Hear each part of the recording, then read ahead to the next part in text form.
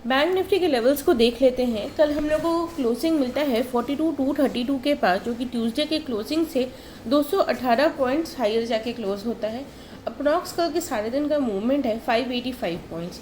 Important level जो कल के चार्ट से मैंने निकाला है वो है 42,263। अगर इस लेवल को अपसाइड बैंक निफ्टी ब्रेक करता है तो फर्दर हम लोगों को अपना रेंज 2 आते हुए दिखेगा, जो कि 42,301 से 42,615 तक का रेंज है।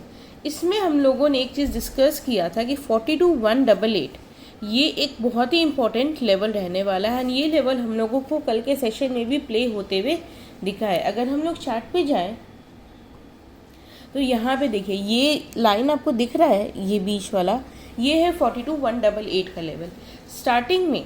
ठीक है, जब आपको ये देखिए एक बार आपको चार्ट का दिखा देती हूँ कि ये हमारा फर्स्ट कैंडल था 5 मिनट्स टाइम फ्रेम, ये सेकेंड, और जब ये 400 पॉइंट का लगभग का ये कैंडल नहीं, एक अकेला कैंडल 400 पॉइंट के लगभग का बनता है। एंड यहाँ पे बहुत सारे लोगों के एसएल भी हिट हुए होंगे। तो ये जो कैंडल बनता है ना, तो ये भी इस लेवल को क्रॉस नहीं कर पाता है 42,188।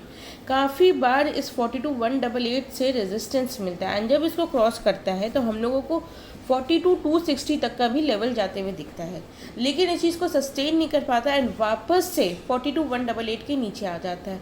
तो सारा दिन एक तरीके से देखिए किस तरीके से वेव टाइप का मूवमेंट है। ये 42,188 के पास ऊपर जाता है, फिर यहाँ से नीचे आता है। ये लेवल कल के लिए इम्पोर्टेंट रहा।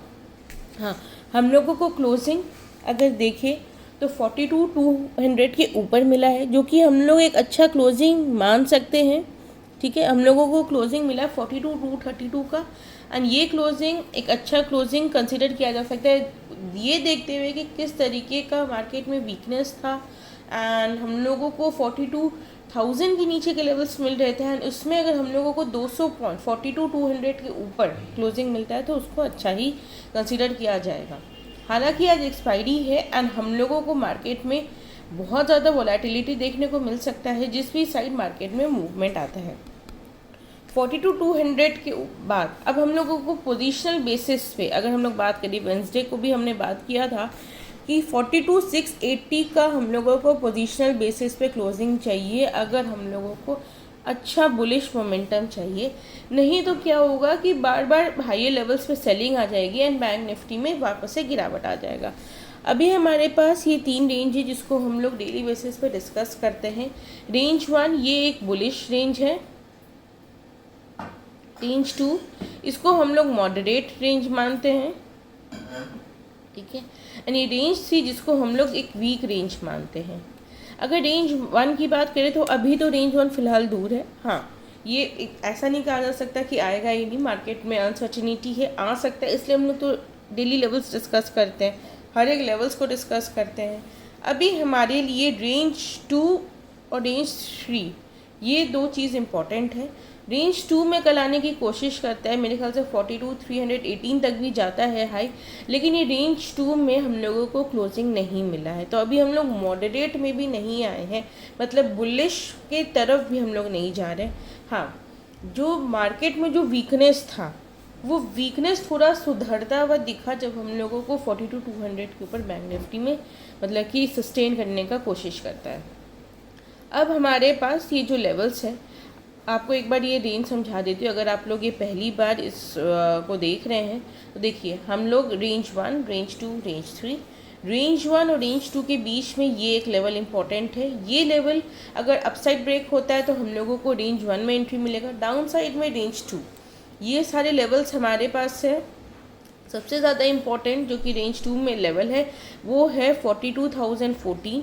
ठीक है, इस रेंज को अपसाइड ब्रेक करने पे हम लोगों को इस रेंज 2 में एंट्री मिलता है, एंड अगर इसको डाउन साइड ब्रेक करता है तो हम लोगों को 41,919 एक छोटा सा एक जोन बनेगा, एंड उसके नीचे फिर हम लोग इस जोन में आ जाएंगे 41,031 से 41,670। ये रेंज बहुत इंपॉर्टेंट है, ये लेवल्स बहुत इंपॉर्टेंट है, ये मार्केट का सेंटिमेंट को आपको समझने में बहुत ज़्यादा हेल्प करता है। रेंज 2 और रेंज 3 के बीच में अब जो हमारे पास एक और इम्पॉर्टेंट लेवल जो निकल के आया है वो है 42,263। ठीक है, 42,263 भी हम लोगों के पास अब ये इम्पॉर्टेंट लेवल बनेगा।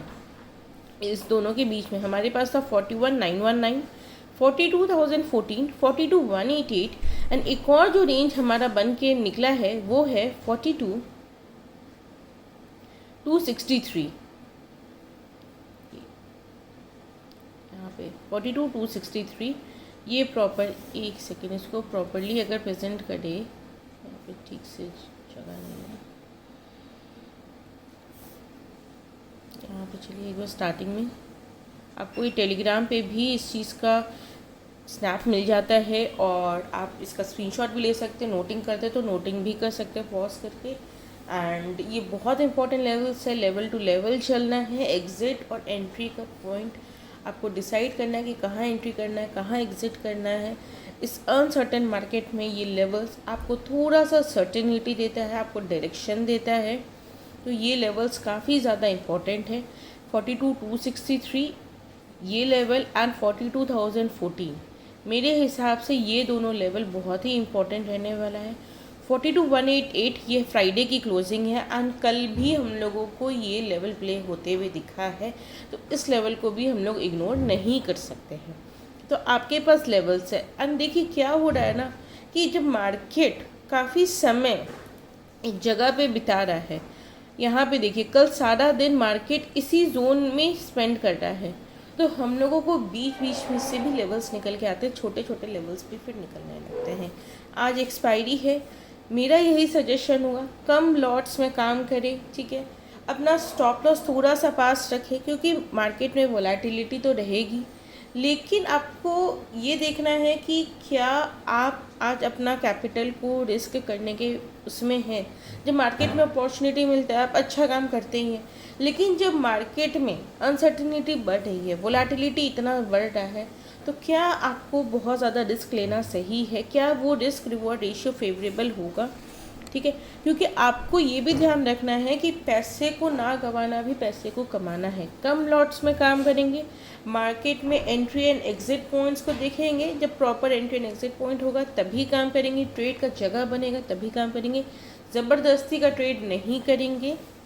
लेवल टू लेवल चलना है और सारा चीज़ आपको टेलीग्राम पे भी अपडेट कर दिया जाता है।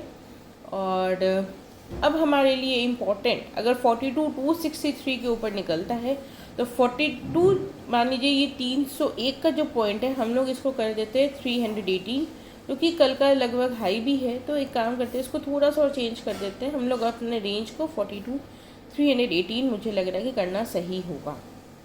और HDFC बैंक को भी एक बार चलिए देख लेते हैं। 5094 के नीचे ही क्लोजिंग मिला है हम लोगों को, 5090 के आसपास। तो हम लोगों को इंट्राडे बेसिस पे भी एंड क्लोजिंग बेसिस पे भी 5094 का लेवल एक इम्पॉर्टेंट है। HDFC बैंक का भी लेवल्स हम डेली बेसिस पे डिस्कस करते हैं, क्योंकि वो काफ़ी हद तक डिसाइड करता है बैंक निफ्टी के मूवमेंट को।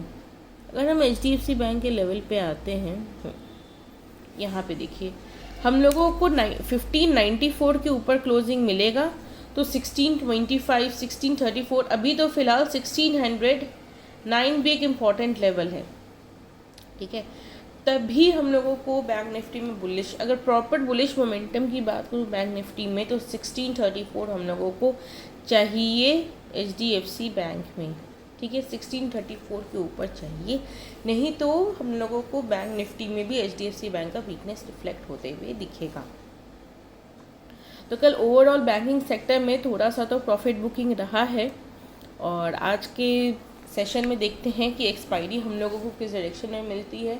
2 हफ्ते से हमारे मार्केट्स थोड़े से ग्लोबल मार्केट के कंपैरिजन में अंडर परफॉर्म कर रहे हैं एंड देखते कि ये कितना सस्टेन होता है। अगर डे बेसिस के चार्ट को हम लोग देखें, वो भी इम्पोर्टेंट है। नहीं, हमेशा याद रखिएगा पिछले दिन का हाई, क्लोज, ओपन, लो, ये सब बहुत ही ज़्यादा इम्पॉर्टेंट होता है। अगर हम डे बेसिस के चार्ट को अगर डिस्कस करते हैं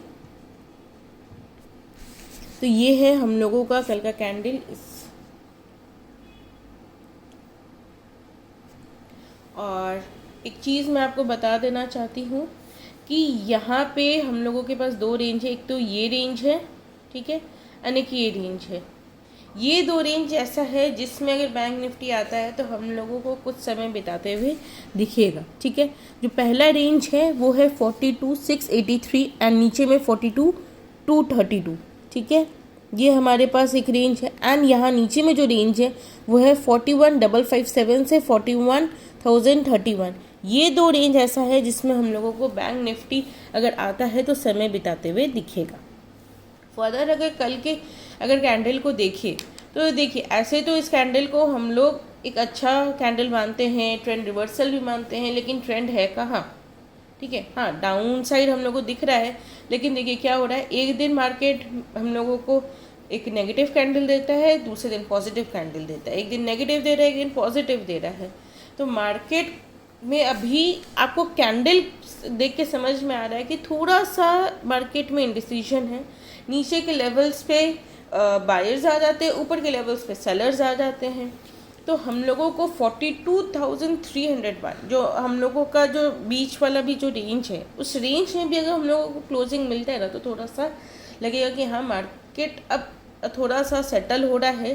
सेलर्स जो है अब मतलब कि अब ज़्यादा सेल नहीं करेंगे, बायर्स जो है अब उनका बाइंग ज़्यादा हम लोगों को मार्केट में आते हुए दिखता है। कल की कैंडल की हम लोग बात करें तो हाँ ठीक है, लो जो है पिछले दिन के लो से ज़्यादा नीचे बनता है, लेकिन क्लोजिंग हम लोगों को हायर साइड मिलता है।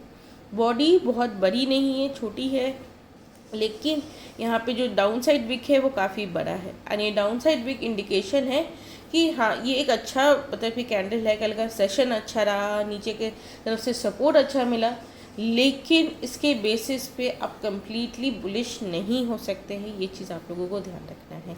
बाकी लेवल्स आपके पास है, इस कैंडल का high low open close important रहने वाला है। एंड ये भी याद रखिएगा कि इससे एक दिन पहले का भी कैंडल उतना ही इम्पॉर्टेंट रहने वाला है। एंड हम लोगों को अपसाइड एक बार भी 42,683 के ऊपर हम लोगों को क्लोजिंग नहीं मिला है। लगभग यहीं से हम लोगों को बार बार रेजिस्टेंस मिल रहा है। ये तीन कैंडल जो थे, अगर ये तीनों में से कोई भी एक कैंडल इसके ऊपर जाता तो हम लोगों को 42,700 के ऊपर बैंक निफ्टी जाते हुए दिखता है, लेकिन वहीं से ये रेजिस्टेंस ले रहा है। एंड ये जो चौथा कैंडल है ये तो उसके आसपास भी नहीं पहुंचा। इस थर्ड ये जो रेंज है, इस रेंज में तो प्रॉपर आया ही नहीं। हाँ, थोड़ा सा क्लोजिंग मिलता है हम लोगों को 42,200 के ऊपर, लेकिन इसको एक प्रॉपर क्लोजिंग नहीं मिलता है। देखते हैं मार्केट का डायरेक्शन कहाँ रहता है। ये HDFC बैंक का चार्ट है, ठीक है, बहुत ज़्यादा कुछ नहीं हुआ। हाँ, ये है कि 1590 का जो लेवल है वो एक अच्छा लेवल है। हम लोग 1580s में भी जाते हुए देखे हैं, तो सब कुछ सही है। जो भी होता है हम लोग लेवल टू लेवल चलेंगे, एंड एक्सपायरी है तो संभल के ट्रेडिंग करेंगे। तो लेवल्स आपके सामने हैं, तो have a great trading life.